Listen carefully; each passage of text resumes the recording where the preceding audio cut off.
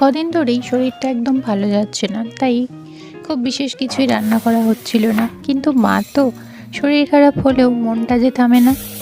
আমার মেয়ের সবচেয়ে প্রিয় খাবার হচ্ছে টকের ডাল আর আলু পোস্ত।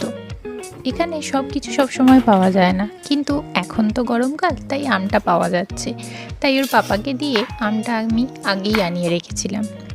আজ ঠিক করলাম যে আম দিয়ে টক ডাল আর একটু বিনস আর আলু দিয়ে পোস্ত করব। এইবার স্কুল থেকে ফিরে যখন ও প্লেটটা দেখবে, মুখের হাসিটা কেমন হবে শুধু তোমরা নিজেরাই একবার দেখবে। হাওয়া খেলে বের করবে, জানি না। হা কর, ফ্যানটা চালিয়ে বসে পড়। এসো তাড়াতাড়ি, দেখো। Thank you so much. যতটা আছে ততটাই আমার।